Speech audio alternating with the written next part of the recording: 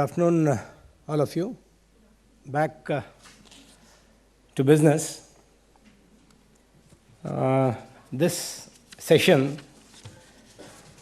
it is part of the Sustainable Development Goal number 7 of the UN Global Compact.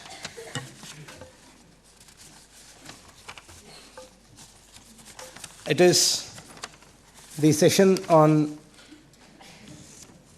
ensuring access to affordable and modern energy to all.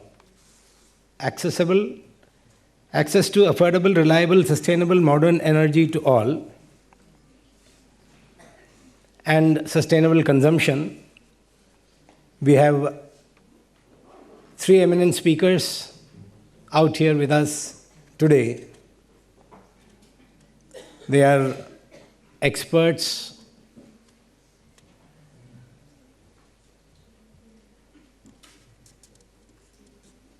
from the area who have tons of experience behind them, having worked some in the government sector, with and for the agencies that are dealing in energy. And then we also have, so I would like to give a brief before I start the session. We have Mr. Shantanu Sutanu Behuria. He is an IAS and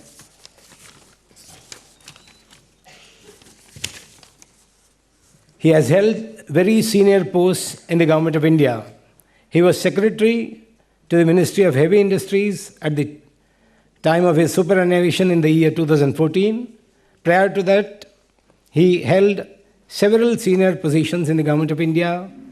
He served as the financial advisor for the Department of Commerce, for Ministry of Commerce and Industry, Secretary at the Ministry of Chemicals and Fertilizer, Chairman of Indraprastha Gas Limited, Director, the Jute Corporation of India, Director, National Jute Manufacturing Corporation Limited, Kolkata, HMT Limited, and Non-Executive Director of State Trading Corporation of India, and the list is endless. Having been associated with the energy sector in some form or the other, there cannot be a better person for us to be enlightened about how to provide sustainable and affordable energy for all, because India is an energy deficient country as such, and we need a lot of planning and execution on this. So he would guide us as to how we can go about it. I would leave the floor now, leave the podium to Mr. Sutanu Behuria. Please, sir. Thank you and good morning, distinguished panelists and friends. It's indeed a pleasure for me to be invited to speak at this conference. I mean, although some of what he introduced me as is correct, I in no way consider myself to be an expert on the energy sector. Anyway, I think since we are discussing, I'll briefly tell you what we are supposed to talk about, and that is ensure access to affordable, reliable, sustainable, and modern energy for all, and ensure sustainable consumption and production patterns. I'm not going to speak on any of this because I think each word has probably, of this sentence, has taken 6 months in the UN to agree on. And probably on each of these words, you will be able to write a book. So I think in the 10 minutes I have, I do not think I will be able to do justice to any of this. Nonetheless, since I've been asked to speak for 10 minutes, I will try my best to raise some issues. I'm not going to try and give you facts and figures, because all of you probably can have access to them in various websites. And if I try to tell you that whether with global warming you're going to have 3.8% increase in the next 5 years, and somebody else says 3.2, it couldn't care less, because once you get out of this room, you'll forget about 3.8 and 3.2. So I don't think that's really relevant. However, I shall try to look at the broader issues and maybe raise some questions which, if you feel are important, we can have some discussion on. In my view, this present topic in terms of energy sustainability and other things should really be discussed in the theoretical construct of global commons. I mean, it is something that belongs to the global community, or an issue which faces the global community, rather than just one individual nation or individuals by themselves.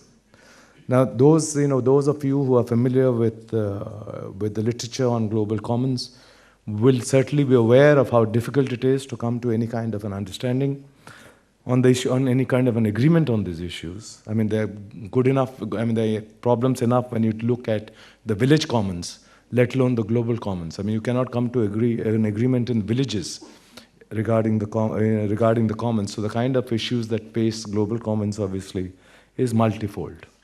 Now, I personally believe, actually, that, I mean, at least I am looking at this problem in terms of 3 or 4 issues. I think what really faces us in these issues, in this particular subject, can be categorized into 3 different areas. The first, I would say, is equity. The second is implementability, and third is ethics. Now, as far as equity is concerned, the question really arises as to, I mean, obviously, whatever we do, I mean, there are laudable goals, and nobody can question that. But the question, I mean, any of these goals, whatever it is, the question that really arises, who should pay for it? I mean, whether it is even in the country or whether it is internationally, it is whether the rich person should pay or whether it is the poor person that should, bear some burden, how much should be the burden. Now, these are issues. Besides, of course, in this case, being even more sort of complicated, because there are questions of intergenerational equity also. Now, today, for instance, you're saying that people, I mean, I read or heard somewhere that, 400 million people in India do not have access to electricity. That's a huge number, and, the kind of equity issues involved, poverty-related issues, 400 million, more or less, one or more than 1/3 of the country. I mean, I'm sure these are problems not only facing India, but, maybe in Africa and in other areas of the world. Then again, as far as equity is concerned, you have to not only look at equity in terms of what is there today, but then you have to look at equity in a historical sense, because after all, there is the intergenerational issues concerned. We are looking at future generations. We also need to look at the past generations. I mean, in some fora, I have been able to, I have raised these issues not by myself, but certainly with our finance minister or whatever in multilateral fora. I have been able to convince him to raise these issues, that many of the developing countries have developed, and certain issues which today have become common, that we should do this. For example, environmental issues, obviously you should not destroy the environment. Child labor. There are various such issues which are issues which everybody agrees that should be done. But historically, if you look at it, most of the countries that are developed today did not pay heed to any of these issues. For instance, child labor. All of you have read Oliver Twist. But today, if you have something, our beady workers or whatever in Tamil Nadu, the fireworks or something like that, and they will be immediately WTO bans. The question is, I'm not saying these are not good things. The question is, somebody has to pay for these things. It is not free. If India is to say that today Brazil is to say that we will protect the rainforests. The rainforests are a natural resource as far as Brazil is concerned. Now, if they are going to protect it, surely somebody should pay for it and not Brazil alone, because it's a global value. I remember taking this matter, when I was in Himachal Pradesh government as finance secretary, we took up this matter with the finance minister of India, saying that, okay, in Himachal Pradesh we have forests, and you want us not to, it's a resource for us. We have no other resource. We don't have mines, we don't have anything else where we can generate internal taxes and so on. But then shouldn't the government of India pay for it if we want to maintain? I mean, somebody has to pay. Equally, when you are talking of international resources, I mean, there is a cost involved to poor countries as far as the resources are concerned, that somebody has to pay for that resource. Unfortunately, I think this is the major issue where there is no real international agreement as to how the burden sharing will take place. I mean, it's pushed by people here and there, and reluctantly, some people agree, some countries agree, but I don't think when it actually comes to implementation, that happens. I don't have too much time, so I'll go on to the next concern, which I think is implementability. In many, you come to an international agreement, but how do you implement it? I mentioned to somebody the other day that, in the 1960s, the developed countries came to an agreement that they will devote 0.7% of the GDP to developmental aid. We are 50 years since then, except for a few Scandinavian countries. I don't think anybody has reached that figure.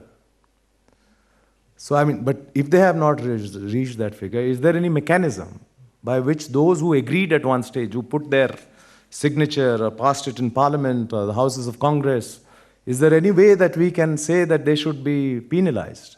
And if so, who will penalize them? Similarly, I mean, nobody denies that, Paris and Kyoto and all that were good things. But if there is a violation, if some country violates, is there a mechanism by which they can be penalized? I mean, so far at least, because if you look at, I don't know, I forget now, it's been years since I studied economics, but if you look at, either it's the isolation paradox or the prisoner's dilemma, you will see that if together everybody agrees to meet the global whatever agreement, the objective, then there will be a parametric shift in the Pareto curve, upwards. But there is always an incentive for every individual, every country to violate that agreement. And then everybody is worse off.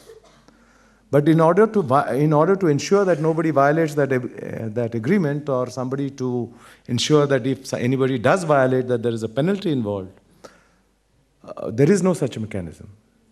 And in fact, I think that is a great lacuna as far as the international agreements are concerned, because there is nobody who can enforce this. And it is actually, by definition, I think, very difficult to come to an agreement on this, because any such agreement involves a certain degree of loss of sovereignty, which no country is willing to give up, as we have seen in the case of the European Union. I mean, now people have started to realize that until and unless you can have a unified monetary policy, but until and unless people are willing to sacrifice a degree of sovereignty as far as fiscal policy is concerned, the union is not likely to be successful. You can impose it on countries which default. I mean, but then obviously there will be public resentment, as in the case of many other countries in Greece and so on. So we have to wait and see how those kind of things work out. Now, I think I have 1 minute left. So I think now that last issue that I'd like to talk about is ethics. Because here we're talking about the poor versus the rich. I remember in maybe 95, 96 or something, there was an article by a leading economist and public figure, I will not mention the name because I might be quoting him offhand, who I think tongue-in-cheek or in a provocative statement, made the statement that the value of human life in America is much higher at the margin than the value of the life of an individual in Africa or India or any other poor country. Now, I think it was a provocative statement. I don't think he really meant it. But the fact of the matter is, I mean, it's something that you need to think about. I mean, how are we going to deal with the poor people? For example, I mean, if you say that, a rich person should have more access to heat than a poor person, then whether it is a poor person in New York, Central Park or Moscow or in India, that fellow is going to suffer. If you don't provide him adequate heat, he's on the streets, and he's going to suffer from all kinds of diseases, health issues, and will obviously have an early death. Now, these are important ethical issues which we need to consider. And clearly they are very closely related with poverty issues, and I don't think there is any ready solution to it. Again, I think my time is up, but I'll try and just coming here, I was thinking of how we should try and handle this. I don't think handle these kind of issues. I'm going to propose something which is probably, certainly at this point of time, unacceptable to anybody. But hopefully, after all, any of these agreements have taken 40, 50 years to agree, WTO, these other issues. So how about if we think in terms of a global fund for energy? And then say that every individual or every country or whatever, they may decide, is allowed a minimum entitlement. And then after that, whatever is available, let there be an auction. People may bid for it. Countries may bid for, access to additional resources. And whoever needs more will obviously get more. And then, with technology, you can do it. For instance, if I'm a rich person, but I'm not going to, air condition my 10-bedroom house, but I'm going and staying in a hotel, and therefore that's off, then I may bid less. And with technology today, not today, but maybe 50 years later, you may be able to even come to a solution at that kind of micro level. I'm not sure that, as I said, I don't think anybody is likely to agree at this point of time. But as I said, international agreements have taken 50 or more years to agree to. So maybe if, you can think in terms of such a solution, at some stage we may be able to agree, because I think the issues are extremely complicated. It involves ethics, it involves national sovereignty, it involves poverty. And these are issues which we have been faced with over the years. It's not today that we are talking about it. And obviously these goals have been recast. They're very nice statements, motherhood statements which nobody can dispute. But its actual implementation is something that we'll have to see. Thank you very much.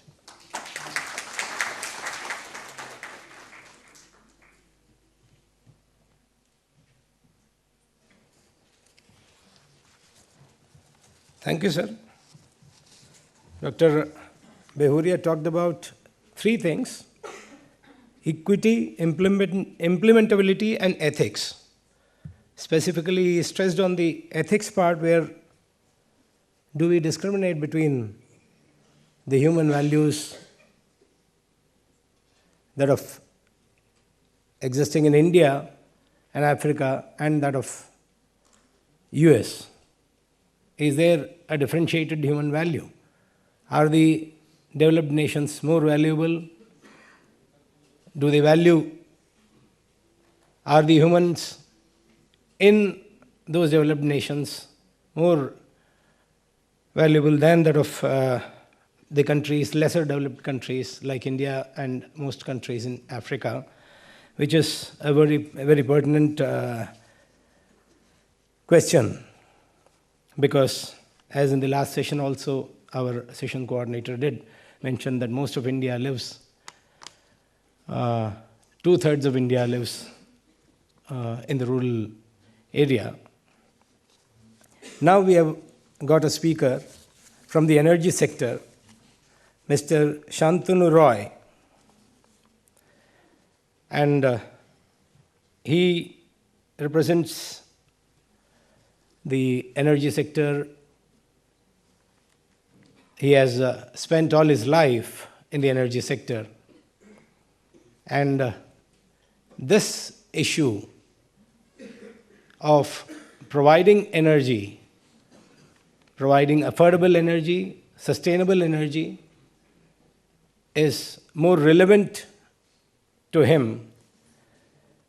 Mr. Shantanu Roy is a graduate in mechanical engineering and has over 30 years of experience in chemicals, petrochemicals, oil and gas industry in India, in the field of projects, planning and general management. As head of corporate planning in GAIL India currently, the youngest Maharatna PSU, Mr. Roy's responsibility includes strategy, budget, memorandum of understanding, sustainability, which is the point of discussion as of date right now, energy desk, innovation functions. He has spoken internationally at many sustainability conferences. So I think he would be the most apt person to address the questions that may be coming up in most of the participants here. Sir, please.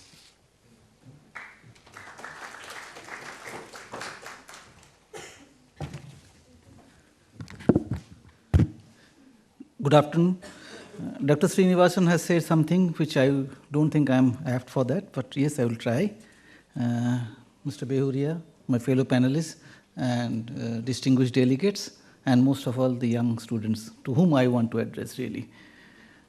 I have a small presentation, but before that, let's go to it.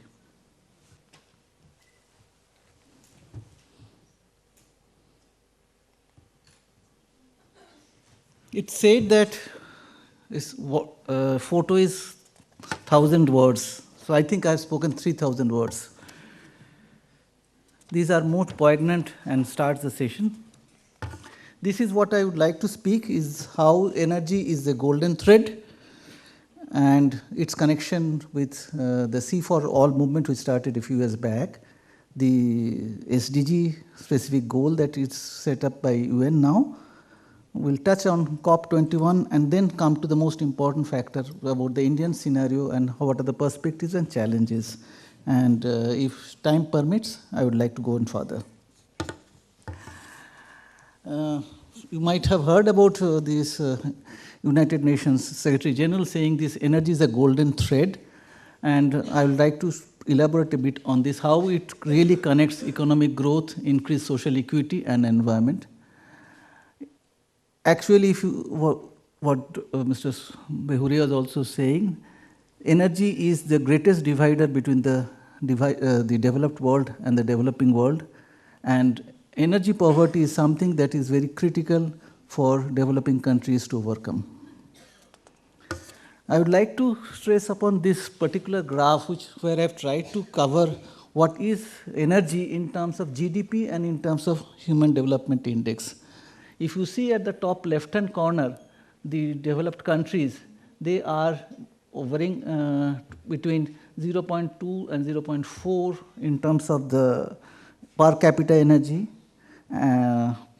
Whereas if you see at the bottom of the curve, the bottommost leftmost curve, where you will see India tottering at between 0.3. The Human Development Index is also quite low for India. If you see towards on the right-hand side, towards the middle, you can see India and China very specifically mentioned. India is in green, China is in red. And whereas if you see most of the Scandinavian countries are in the blue over there, which basically shows a very high quality of life for them. And if you see the bottom curve is, don't get into too much into this, what is basically I'm trying to say is that energy is something that really brings in whether the nation's aspiration and the human individual's aspiration. So energy is something that we cannot go about with, and energy is something that really makes us all around. Just imagine this room, if there was no energy, what would have been? We would have possibly gone back to Stone Age. This is possibly known to all of you, or most of you at least, that this is the C for All, the Sustainable Energy for All movement, which has got primarily 3 objectives, very laudable objectives: ensuring universal access to modern energy services, doubling the global rate of improvement in energy efficiency, and third is the doubling the share of renewable energy. These are the 3 main planks and for having a sustainable energy-related world, that you have to have universal access, you have to have the energy efficient. It's not that you go on using energy the way you like, and you also have a renewable source of energy. If we see this, this is very prominently displayed all throughout this place. You can see this goal number 7. This captures the first 3 things of AC4 all which I have said, but the 2 more important things I believe, because as Mr. Behuria is also explaining to the implementability part, that is really that tries to make and break or make or break a situation. These are the 2 things that have the United Nations SDG has tried to bring in. The last 2 which I have highlighted, the enhanced international cooperation, which is very critical, and also expand and upgrade technology, because as we will come to without technology, no energy can be used in the form that we want to. These photographs show the Bonhemi at COP21, which happened last month. But what it is really in terms of the energy sector. If you see, the energy sector it really controls almost 2/3 of global GHG emission. So any improvements that are required in terms of global GHG emission has to necessarily evolve and involve energy sector. This is what is primarily. But quoting from the most authentic international agency report, that's IEA, the situation is not really Bonhemi. We have all heard about or read about 2 degrees centigrade and targeting towards 1.5 degrees centigrade. If the summation of all the commitments that were made, I will not go into the technicalities, the temperature will be much, much more than 2 degrees centigrade. So the situation is really something that is very serious. It's one thing to say it in words that we will do it, and it's another thing that to really do it. So energy sector need to reduce its effect, its footprint, whereas, as I have told you, every country needs to improve its GDP, needs to have growth, and every individual has an aspiration to grow in terms of developmental index. So that is the dilemma of this. And the last part, which also touched upon Mr. Bihuria in his speech, is the implementation of this will require a huge, huge amount of money, which is possibly 13.5 trillion, even at a very low estimate. Now I'd like to come to the India scenario, because this is where we stand, and possibly a perspective needs to be built. We are only 4% of world area, but 17.5% of world population, which is going to increase still further. More than 30% people live in poverty, 25% people live without electricity access, and our emission intensity at global level is low, but overall intensity on a nation basis we have come third. And what are the priorities? We all know: poverty eradication and sustainable growth. If you see the graph at the bottom of it, on the right hand side bottom, you can see India less than Africa. This is something that you have to understand in per capita energy consumption, though there had been substantial increase in the last decade, 2000 to 2011. And United States is obviously at the very top. So what is the India's developmental challenge? As I have tried to say, that both in terms of GDP and in terms of Human Development Index. Sustainable development has been said that the world can be a sustainable place provided the 4 conditions which I have considered in the top are met. Basically, Human Development Index of 0.64, ecological footprint of maximum 2.4 global hectare. There is no time, will not permit me possibly to explain all these terms, but you can definitely find this in the internet. Gini coefficient of 40 maximum, and renewable energy of minimum 26%. I will now try to show where India stands. HDI, one very laudable thing has happened. From 1980 to 2013, India has improved from 0.36 to 0.58. That's a fantastic increase. But see the effect of it. The increase in terms of the energy is also related to it. If you see our ecological footprint, it is relatively good at the moment at 0.9, but everybody would like to improve. And the moment we like to improve, our ecological footprint will go on higher. But anyway, compared to Western world, it is still much, much lower. Gini coefficient, which primarily tries to find out the disparity between the topmost salary and the lowermost salary, it is at a comfortable 34 now in India. And share of renewable energy, unfortunately, we are almost at 0, practically in points, which I will show in the next slide. So if you see the right-hand bottom side, where it shows that towards the bottom is the place where every country we have tried to plot, where the minimum global sustainable growth. So the priority of India remains obviously the share of renewable energy and the ecological footprint. HDI improvement. So now I'd like to cover very briefly about India's INDC program, which you might have read also. It is primarily to reduce energy intensity by 33% compared to 2005 levels and produce 40% of electricity from non-fossil fuel. Sorry, I pressed something wrong. So, and adaptation, I will skip these slides. The important thing is this is what India sees as the center of the world stage. We cannot avoid this important statement that from now on till next 20 years, India will be at the center of the energy movement, because by 2040, India will be one of the highest per capita also. Though the per capita remains still strong, but India will be a very major energy consumer. And GDP and energy primary demand growth is likely to be like this, that you can see the sharp gradient of the red curve that is going to increase.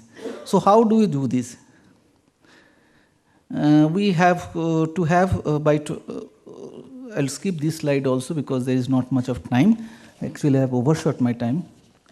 Energy mix of India, if you see, is unfortunately not truly reflecting what we want to achieve. If you see coal, which all know is a very polluting source of fuel, from 44 it actually increases to 49%. If we see oil, it increases from 23 to 24, and bioenergy reduces, obviously that's a very good sign, and renewable gets a meager 4% only. So basically what I try to cover at this stage is the need. Is it fulfilling our need? No. Is it fulfilling is INDC going to fulfill our need? The answer is no. So this is what the government of India, this Niti Aayog, which used to be known as Planning Commission, has come out, that if we reach the level 2, which is the most likely scenario that they have developed, primarily reflects what I was showing in the last slide of IEA, that 54% and all that. The maximum that is achievable, this is what is important, maximum, which they are calling as level 4, the heroic effort. That even at heroic effort, only the coal is reducing from 54 to 46. This is 2037 scenario I am showing you. And oil really comes down from 26 to 12. Most important thing which I wanted to highlight in this slide is that if you remember, the renewable has to be minimum 20% for a sustainable society, which I indicated.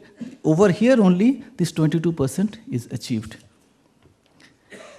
I would quickly run through because there is no time. I have actually overshot this. If you see in the entire world is in pink. Means these are the areas which has got a huge investment requirement in terms of energy. The white one is the one which possibly does not require. Money matters of INDC. If you want to have INDC, what is the likely requirement of money? US dollar 2.5 trillion required for meeting INDC options till 2030. And what is the sources of getting this gap mitigated? Is obviously through capital markets, private equity funds, and clean energy companies. Unfortunately, none of these in Indian condition is actually meeting it. So my primary plank, what I want to say is that the bottom left-hand corner is the end user, you and me. This is where it actually stands whether India will become a sustainable country or not. Thank you.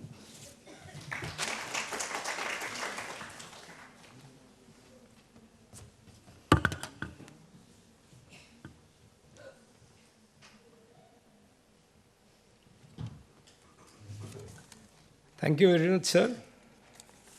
What I could see here was, rather than feeling as half glass empty, probably we can look at it from the opportunities that are available. As these slides were being shown to us, the renewable energy was, if I can recall, was close to zero as far as India's contribution to the energy sector is concerned. So that is a great potential area which I could gather from the slides. Because India is a especially if you talk about the sunlight and all those things, huge amount of sunlight we get. And in fact, during one of my interactions with some community outside, they were saying that the rooftops of Indian households can very well be used for trapping the solar energy and giving back to the grid. So that is one huge source which we are not tapping at all. In fact, another company called Tesla is rather thinking of using the car doors, car roofs, car bonnets, etc., to tap the solar energy and run the car. So there are lots of opportunities here. Only thing is, we need to highlight these points and it has to reach the appropriate people, which again I would refer to Dr. Sutanu Behuria's implementability. It is the intention which is more important. Now I would request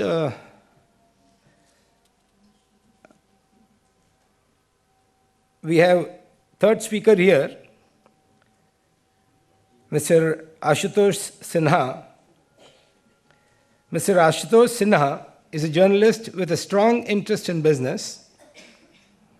He has worked both with the print and television media and has anchored live stock market and non-market programs, including discussion-based shows. He has reported on the Satyam scandal in 2009, the stock market crash in 2004 and 2006, match fixing in cricket, and on India's IT, telecom, and aviation sectors.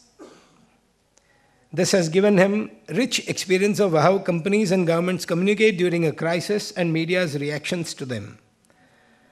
He can give a different perspective, I believe, from being a person from the media. He can throw a lot more light onto how things can be improved. Please, Mr. Sinha.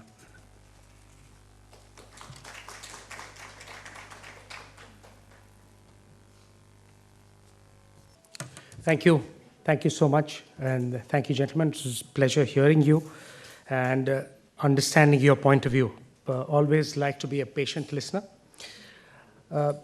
What I would like to talk about is one example. We spoke about some of the numbers that came. We heard that the kind of monies required for some of these plans, some of these projects that can be implemented, the numbers that we're talking about is massive. I mean, just to give you India's power that is required in terms of what is needed, about a little over 200,000 megawatt, a little more than that. And some of that can be, the words, affordable, reliable, and sustainable is something that we need to take a note and be very particular about. So I'll just tell you what I'd like to talk about. The reliable, sustainable, and small part is something that I'd like to focus. We talked about big numbers, $13.5 trillion. That's the size of the US economy, a little less than that. That's about 6 or 7 times the size of India's economy. That's the number we're talking about. And some of the other factors, and there's a company that I'd like to talk about, Mida, which has focused on being small. So when we think big, it's very important to think small as well. That's the point I'm trying to make. And at the end of it, how communication can be very important, because we are talking of a world which we probably have sitting in a metro city like Delhi, we probably have never been to, never seen, because there are people, as we're talking numbers, 400 million people in India who have never seen what a light bulb is. And it's almost 150 years since the light bulb was invented. So that's the numbers: 400 million people, peak power shortage about 10 to 15% of that 200, a little over 200,000 megawatt. The government says affordable power for all. That's what Piyush Goyal has said. Mind you, we had talked of this power for all by 2012. So we're already running behind by 7 years. A lot of the places where grids, the power grid, the Bijli ki taar as we call it, that has not reached. So there needs to be a different approach to making power reach to those people. Sometimes it's not a very smart idea to make the grid electricity reach those people in the manner that we think for big cities, because the numbers in Delhi, you have about 15, 17 million people living. It makes logical sense, it makes business sense for power to reach or power to be taken to the city. But in a village where only 5,000 people live, or maybe even lesser, it's not a smart idea to take the grid, to take that pole, that power to reach that. Even, when we generate 1 megawatt of power, the thumb rule is about 4 to 5 crore rupees. That's a little short of $1 million that is needed for generating 1 megawatt of power. But I'll tell you what these small villages need. I'll tell you. So what we need is the off-grid solutions is what I'm trying to tell. Here's some numbers. I won't go through all of them. Where, kerosene, some of these villages have to meet their needs with the help of kerosene because they don't have any alternate source. It's like an off-grid solution for them. So power doesn't reach there, or in case of some places where the power does reach, it may not be reliable, maybe only a few hours a day. So sometimes they have to, or rather most of the times they have to focus and use kerosene to light up their house for their daily energy needs.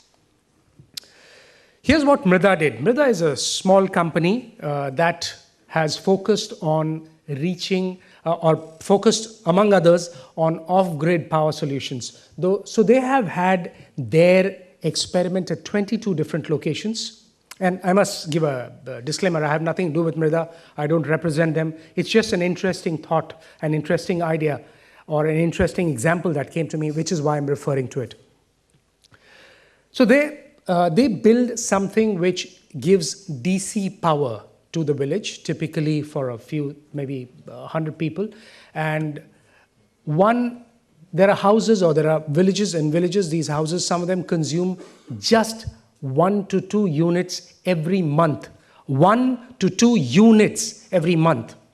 You can imagine what level we're talking. We're talking really micro. So these are micro solar solutions where they can light up small houses. So these villages have not had power ever since India became independent, or probably ever. So one example is Bareilly, where 110 households got power, and it has been linked to the economic activity in the village. So whatever the village does for its economic activity, they try and make it or kind of weave it into that system that is followed in the village to make sure that it works. And what they also do is, if I may just get into a little detail of it, the company invests the money, bulk of the money, the local entrepreneur invests 10% of the money. And guess how much money are we talking about? We are talking about just about 125,000 rupees. That's about $1,900. So for 1,25,000 rupees, you light up 100 houses and you give them some very basic power, give some kind of a community power so that some of the commercial activities in the village can happen. The people, how does the company get back? The company is paid every month. So 90% of the money is put by the company, 10% by the entrepreneur, and every month these houses pay some money to the entrepreneur, who in turn pays it back to the company after keeping some for himself. Part of that money is also kept for batteries, because solar power needs batteries at some stage, which will be needed because it'll be a capital cost. So it'll be needed. So part of that money is kept for batteries, part of that goes to the company, and part is kept by the village entrepreneur. So it's a three-way split of revenues that happens, which ultimately has helped. Now, the economic activity could be a variety. So small center, e-hub, if you call it, or a hub, power hub, if you call it, for the village, that will probably show movies or teach kids. It has a small projector, it can teach kids. So you can do some of these activities without that mega investment. And it really requires a very small intervention. Some of the stuff that villages are doing, e-hub for education, projector which runs tutorials, again, for a little price. Some of these smart entrepreneurs, they're also showing movies. So, because Bollywood movies are very popular in India and across India. So you can show movies, handicrafts from the local villages, all of that. Here's the number that I spoke about. Just about 125,000 rupees, about $1,900 is what is needed.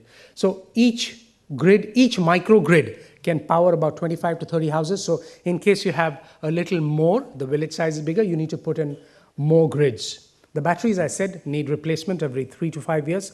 So you already apportioned money for that. Every month you're putting some money aside for that. I explained how the village entrepreneur collects the money, and that money is divided between the 3 entities. That's what it is. Because here's the logic for it. Because big projects, when you are putting up, if Mr. Behuria will recall, and I have only very faint memories. In 1992, we started the 8 fast-track power projects in India. I offhand don't remember how many did we complete, but one of them was Enron as a company which went bust globally. And some of those projects never saw the light of the day. So power has always been a challenge for India, and I'm talking of electricity at the moment only. So some of that, you don't need to get into that big numbers to make sure things work. Sometimes these very small interventions at a bigger scale, if possible, can really help people. So think small is the word from Mrida, and it's very important that their message is communicated to the policymakers, to the world at large. And that is where it's very important, because most of you, I'm very sure, would not have seen that kind of world where no power exists. In the power scenario, in the power industry, there's a saying, very interesting saying that I heard many, many years ago, and it holds true always: no power is costlier than no power.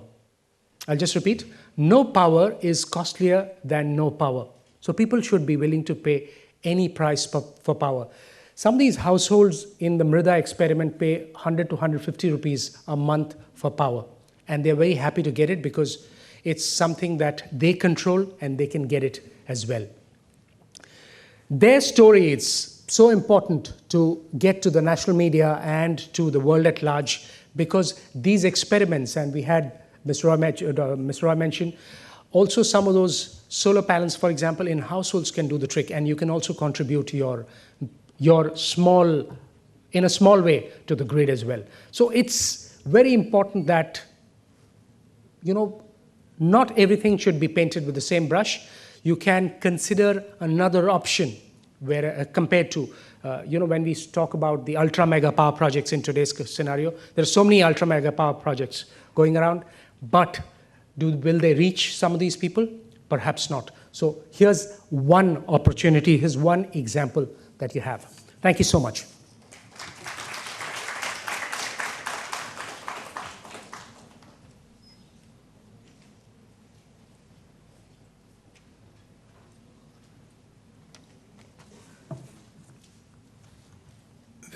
Very powerful statement was given by Mr. Sinha. No power is costlier than no power. I can understand the impact of this, because most of the rural women spend maximum of their time in collecting firewood,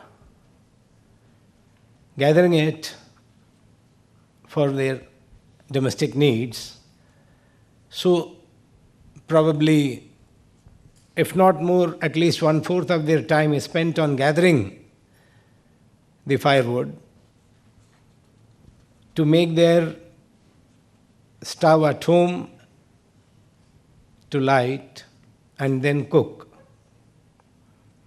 But if these people are provided with the electricity through these kind of initiatives like Mrida, and maybe there are many more such examples,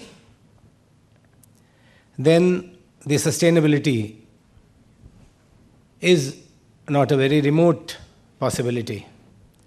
So, as I said, there is always light in front of us. Now, Dr. Behuria probably has to leave a little early.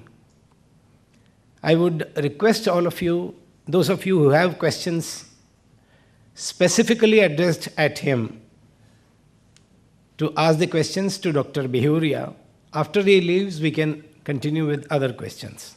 Please.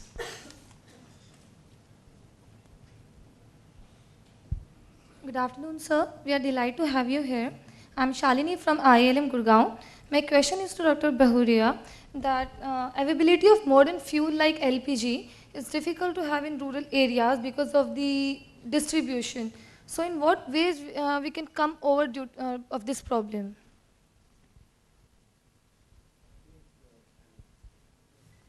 I think he just mentioned how you can look at innovative approaches to problems that are faced in remote areas and so on, where you have access to solar or wind or non-conventional power. And I mean, I agree with you. In many places, transportation facilities are not available. Safety regulations may not permit.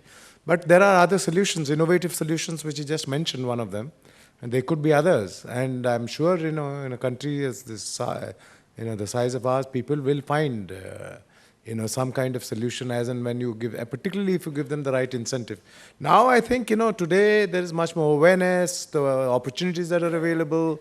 So people are motivated. I mean, he said, about 100 rupees per household. But that itself probably gives them an economic opportunity 5 times the multiplier effect of 5 or 10. So people are willing to do these things. And therefore, since the willingness is there, if from the supply side, we find some solutions, or get more people, motivate people to do that, I think quite a bit of the problems could be solved. Thank you.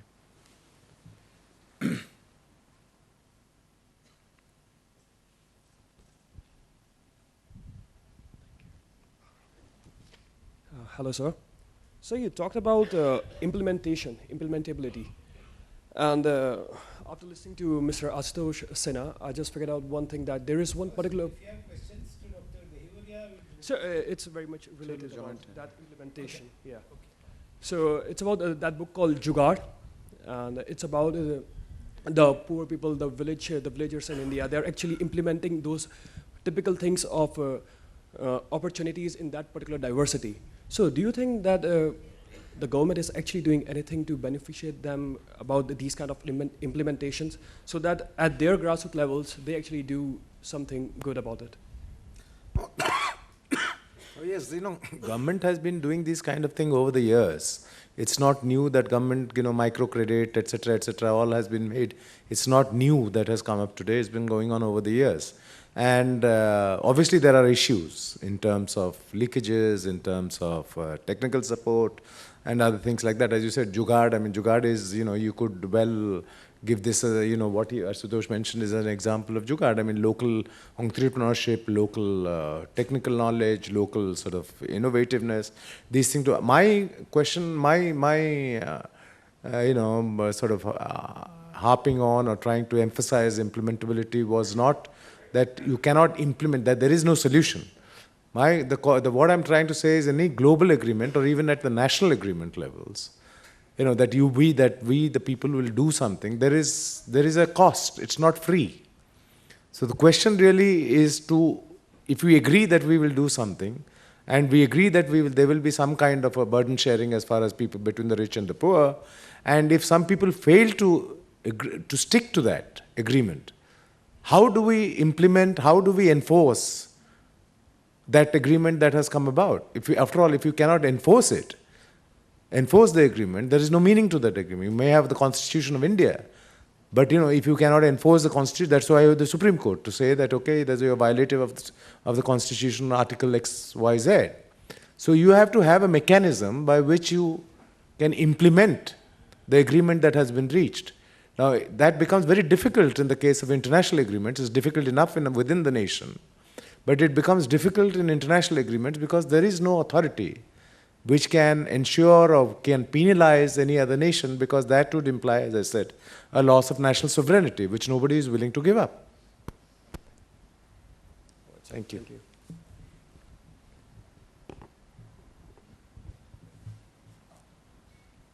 Yeah. That's all. Thank you. Sir, my name is Himanshu and I am from Greater Noida campus. I have a question related to sustainable consumption. Sir, does sustainable consumption indicate towards reducing consumption? Because developed countries with with only 25% of population, they consume over 80% of energy, and they generate the industrial and municipal waste in same proportion. So does sustainable consumption also indicate towards reducing consumption? Well, as I mentioned, there are equity issues involved clearly, That's what was one of the first issues that I mentioned. Now, sustainability basically means that, a particular resource is finite. I mean, there are in economics, if you want to read about, there will be sufficient literature on what they call theory of exhaustible resources, because the resource is finite. The sustainability is obviously related that finiteness can be utilized over a period of time. You can exhaust that resource in 5 years, you can exhaust it over 50 years, you can exhaust it over 100 years. Now the question is what is the optimality involved in using that resource? What is the most optimal way to do it? I mean, there are methods of, depending on various weights that you give to different values. I mean, if you give more weight to the future, next generation's use of, let's say, the environment, clearly this generation should use less. But if you give more weightage to the use of this thing, similarly, if you give more weightage today, I mean, obviously, as you said, the richer countries are using more per capita compared to other countries. When you come to a global agreement, then should we say that, the more weightage should be given to poorer countries? As I mentioned, should we give less heat to a poor person, or should we give it to a person who is, much better off? If you don't give sufficient, at least adequate, entitlement to that person, then there are other consequences in terms of health, in terms of early deaths, and so on. So the ethics are involved. So it's not an easy answer. But sustainability means you frame your own, every individual, every nation. I mean, if you have an exhaustible resource, you say that, okay, I will use it, maximize its utility over 5 years or 10 years. That's a value judgment you have to make, or the nation has to make, or the country has to make. I mean, the world has to make. Thank you. Since Dr. Behuria has to leave, I would thank him for being here, and we would continue with our discussions. Thank you. Thank you, sir.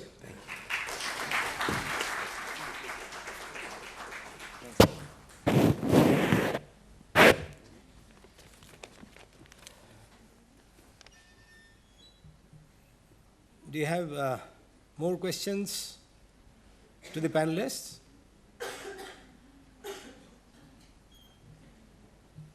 Sir, I would like to ask a question. As we have been harping upon this issue, it can be thrown to either of you. As I was just now mentioning, most of the people in the rural India are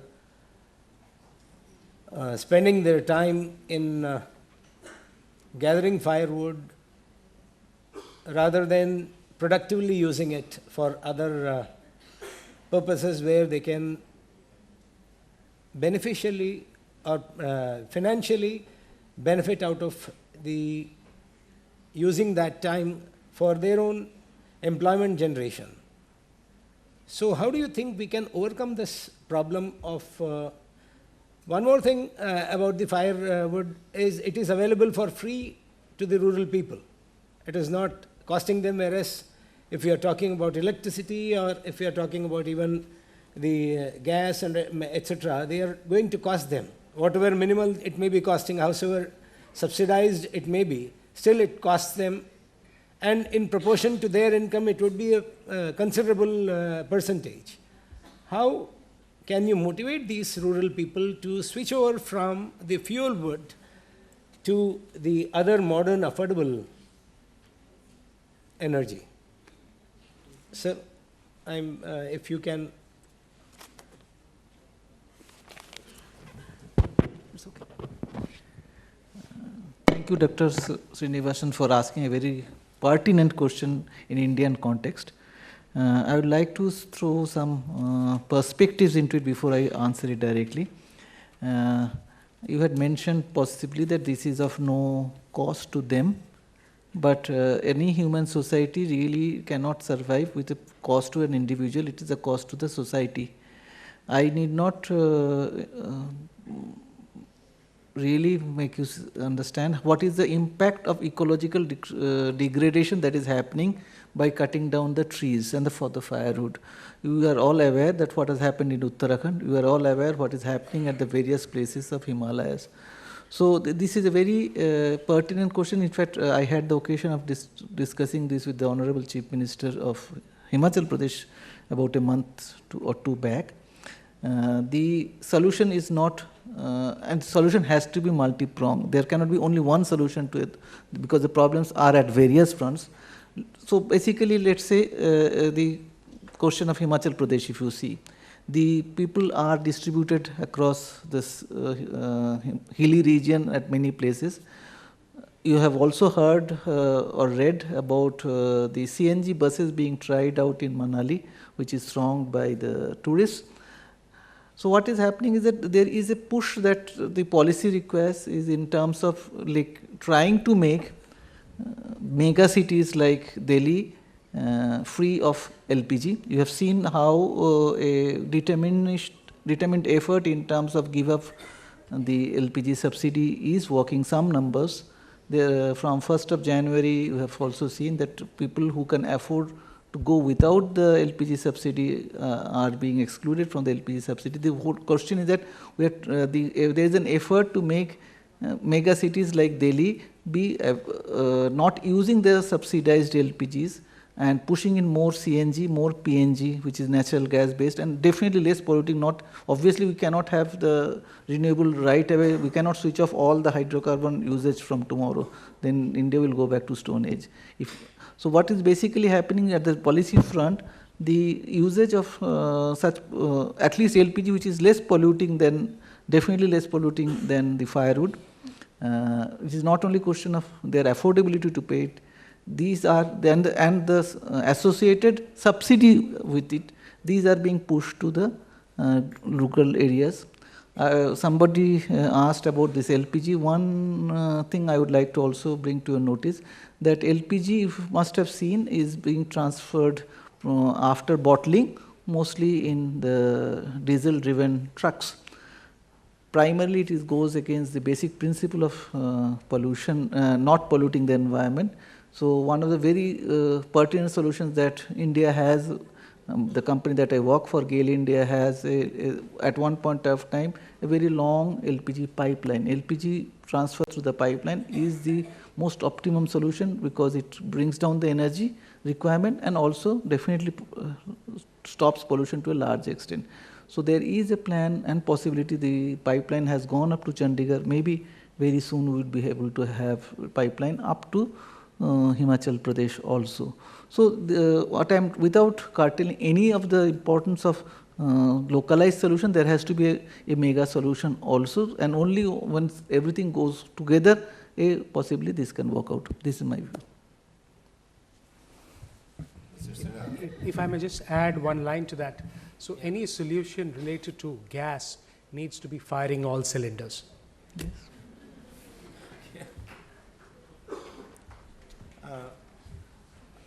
Of course, I do understand that it has to be looked at from the state point of view, not from the individual point of view. But the thing is, as an individual, I look at my own benefits rather than the state benefit. As we are having currently the odd even policy which is running in Delhi currently, most of us are finding it very beneficial, even though initially we did resist to it. But the thing is, after 15 days, once this gets over, even though I'm seeing the long-term benefits to it, I'm more attracted toward the short-term benefits. That means the convenience. So, how would you, this question is addressed to Mr. Sinha, how would you suggest ways? One thing comes to my mind is we can always educate them as to the health issues, because burning the firewood inside the home is causing a lot of health problems to the rural sector. That's what the literature says.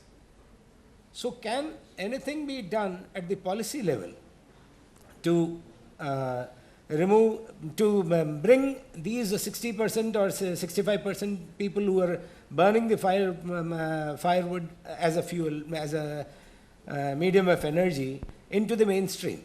Can any policy level decisions be taken? Even before we take a policy decision, we need to have, typically, as I understand it, governments don't like to spell out a roadmap. So if a government were to say that power for all, affordable power for all by 2019, there needs to be concrete sub-plans to it.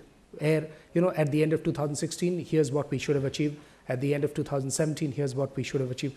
Governments typically don't do that. They make, if I may use the word, and it's a strong word to use, sometimes very whimsical announcements, which may not have been thought through so well. Where you need, ultimately, I'm addressing a bunch of management students. Everyone would have heard or read of Tom Peters. Planning is academic. Operations is where the real challenge lies. So it's the operational detail that person X or Y, and without getting into a name or whether it's a political leader or whoever.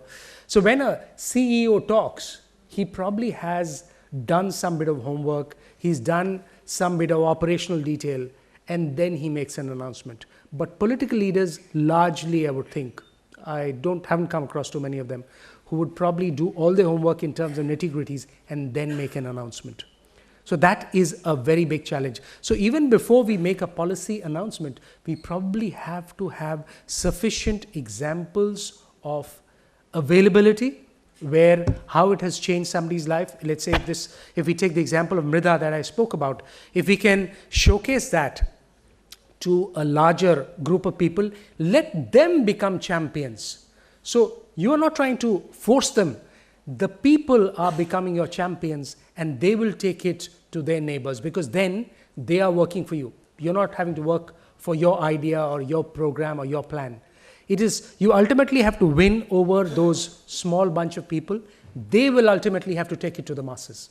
In the case, let's say, if I were to give of another sustainable energy plan, by 2020, we are talking of 20 gigawatt solar power in India.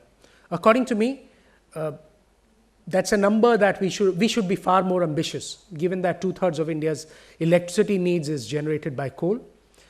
We need to reduce that. Almost nothing, as Mr. Roy showed in his presentation, nothing in terms of sustainable energy in our energy mix.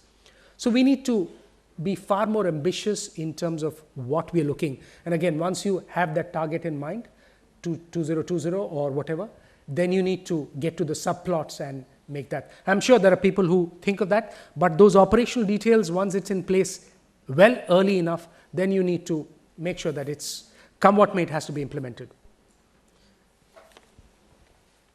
If I may just add, since we are an academic institution, there is something called the theory of change, which I read in college, which was some 20 years ago.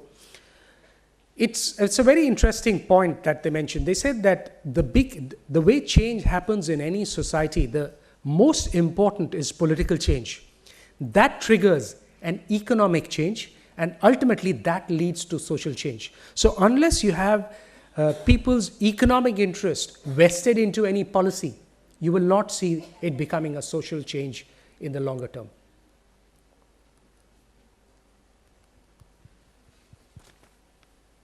It has been very insightful. Economic interest will ultimately lead to social change also. So naturally we need to work on the numbers so that first the quantitative, then probably the qualitative factor comes in. Generally, what we do is we try to convert the qualitative into quantitative so that we can understand, we do understand numbers well.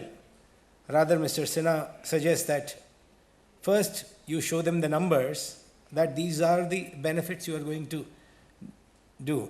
As a student of finance, we do understand cost-benefit analysis much better. So that's what he's probably pointing to, that if the cost-benefit analysis of anything is shown, then there is much more interest generated within the individual, and ultimately when each individual starts understanding his or her responsibility, it becomes a revolution and ultimately serves the national interest. That's what I feel, especially in a country like India, where, again, I would reiterate that 2/3 of the population living in rural India does not have access. And majority of the global economies, leaving aside the developed economies, the other economies are facing similar kind of problems as we are facing in the rural India. So we need to, as individuals, bring a change in the mindset. As I was mentioning, the odd-even formula, after 15 days we will all forget it. Start looking at the individual benefits rather than the social benefit, and start driving our own cars rather than continue to follow that odd-even formula which is showing us some way. We do not want to follow that way because it does not fall into the scheme of things as we would like it to be. Therefore, till the time there is a societal change in the mindset, it is hard to implement any scheme. The governments can bring any policy, but as again I would like to quote Mr. Sinha here, that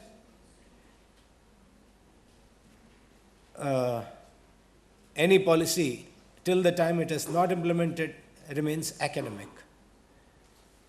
So if we want to remain academic, then we will have to live with what is being provided to us on the platter. With this, I would like to close this session. We would be breaking for lunch and gathering back for our session number 4 at 2:30. Thanks very much. Thank you.